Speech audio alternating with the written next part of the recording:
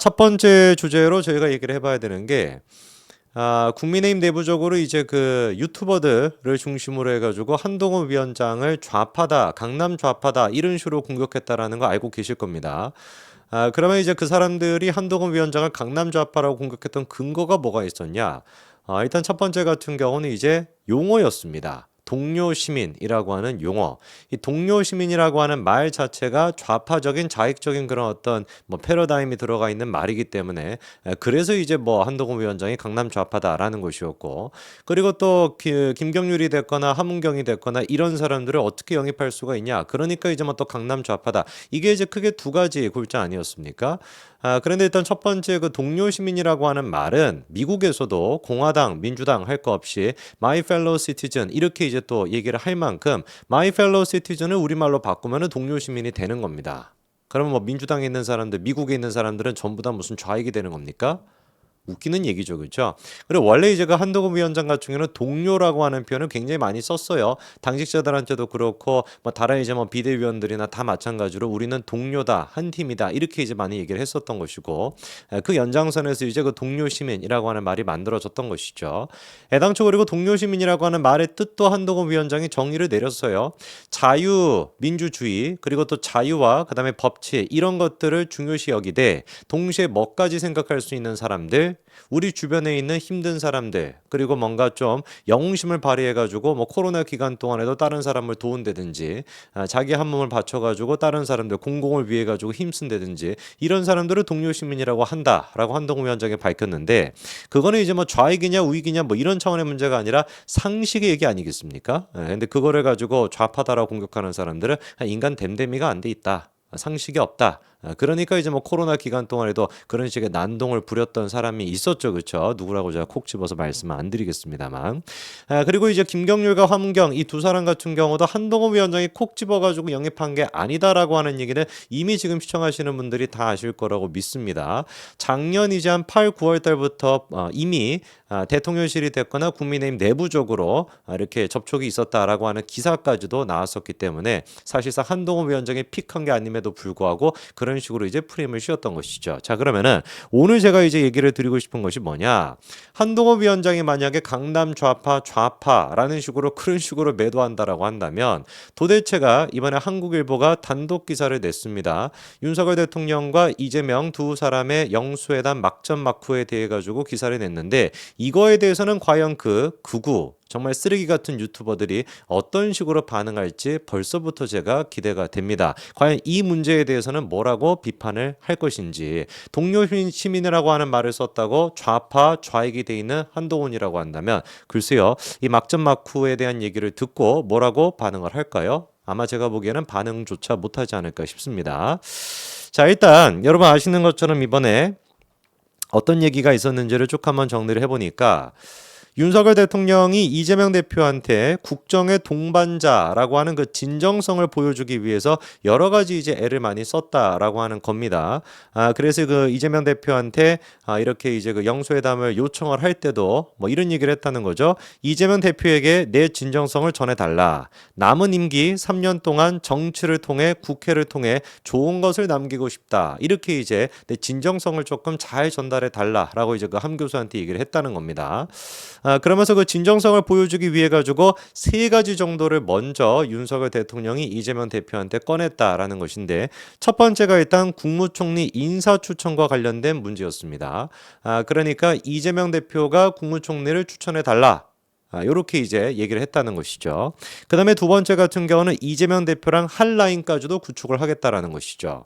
핫라인이라고 하는 게 뭡니까? 그러니까 뭐 바로 직통 연결이라고 생각하시면 되는 거예요. 언제 어디서든지 간에 바로 이제 전화를 할 수 있는 거. 그냥 뭐 단순히 뭐 딴 사람 통해 가지고 전화하고 뭐 연락하고 제3자 끼는 것이 아니라 바로 그냥 직통 라인을 만들겠다. 이재명 대표랑. 그 다음에 이제 그 세 번째 같은 경우는 여야정 협의체를 만들겠다. 이렇게 이제 그 세 가지를 먼저 윤석열 대통령이 이재명 대표한테 꺼냈다라는 것이죠. 일단 그 국무총리 인사 문제에 대해 가지고 이재명 대표가 추천해 주면은 그 중에서 고려하겠다라고 하는 얘기가 있었다라는 것인데, 글쎄요. 일단 뭐 구체적인 워딩은 이렇습니다. 서로 대화를 나누는 동안에는 총리 이사를 하지 않겠다. 보수 지지층을 고려해서 야권 내에서도 중도 성향의 인사를 총리로 추천해 달라. 이렇게 이제 이재명 대표한테 요구했었다라는 것이죠. 처음에 이제 그 나왔던 게 이제 뭐 여러 사람들이 있었습니다만 특히나 이제 그 보수 지지층이 생각하기에 그리고 또 보수 우파 국민들이 생각하기에 뭐 박영선 같은 사람 뭐 이런 사람은 어떻게 우리가 국무총리를 할 수가 있냐라고 하는 반발심이 컸었죠. 눈에 띄는 게 뭐냐면 박영선에 대해 가지고 얘기가 나왔을 때 이재명이 보였던 반응이 뭐였냐? 윤석열 대통령이 협공을 하려고 한다라고 하는 게 이재명의 공식적인 반응이었습니다. 근데 그 협공이라고 하는 단어는 굉장히 좀 충격적인 단어죠. 왜냐하면 협공을 한다라고 하는 얘기는 이재명 입장에서 박영선조차도 뭐로 규정한다라는 뜻이기 때문에 적으로 규정한다라는 뜻이기 때문에 그러니까 이제 그 이재명 입장에서는 박영선은 약간 이제 그 친명 색채는 좀 옅고 친문 색채가 좀 강한 사람인데 친문 쪽이 국무총리를 한다라고 하는 그거의 자체에 대해서도 적으로 규정할 만큼 사실상 지금 굉장히 극성인 그런 사람들만 주변에 이제 놓고 있는 상태 아니겠습니까? 박찬대 같은 인간도 지금 이제 원내대표하고 그리고 또 이번에 5월 7일 날 추가적으로 또 나온 얘기가 뭡니까? 이재명이가 연임할 수도 있다. 당대표를 연임할 수도 있다. 뭐 벌써부터 그렇게 추대하고 있다라는 분위기까지 있다라는 거 아니겠어요?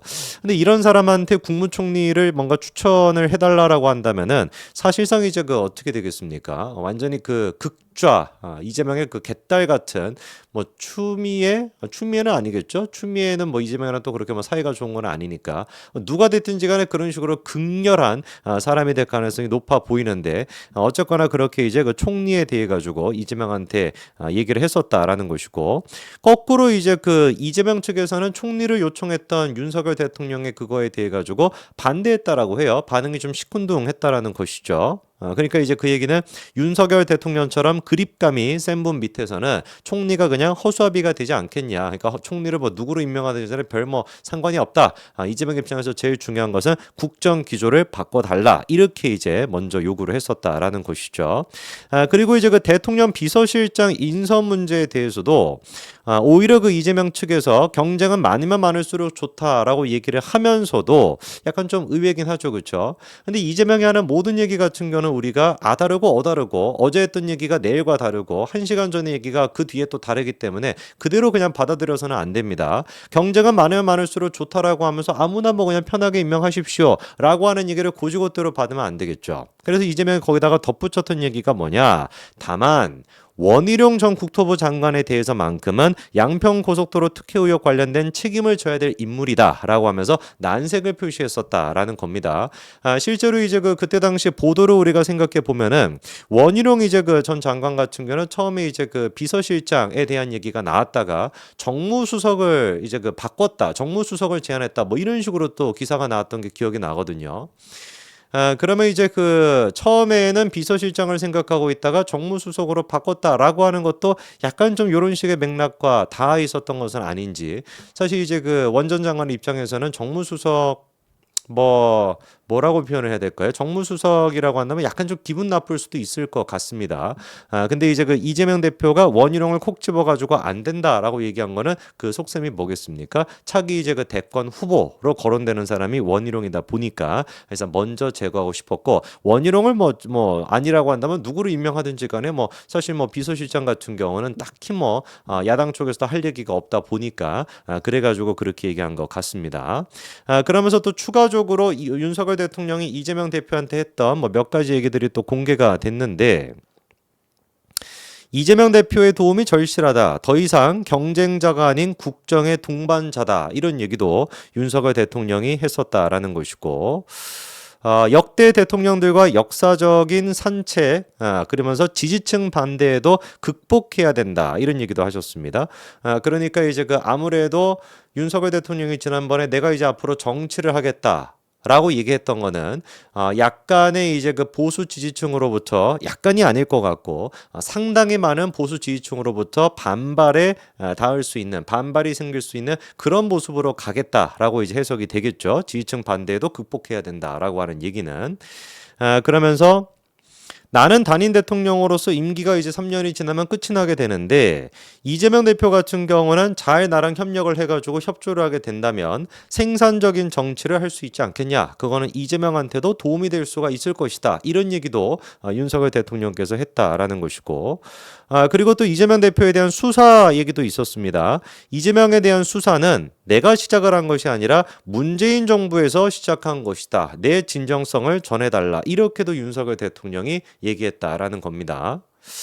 이재명 대표에 대한 수사는 문재인 정부에서 시작이 됐다. 내 진정성을 전해달라.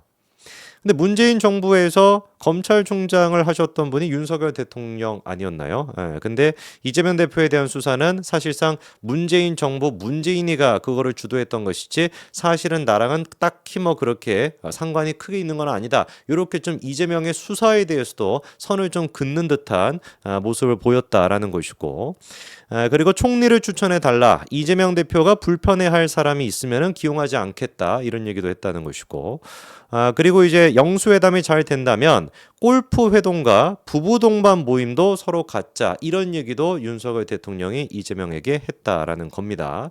그러니까 김혜경, 이재명 두 사람, 김혜경이 이재명의 부인 맞죠?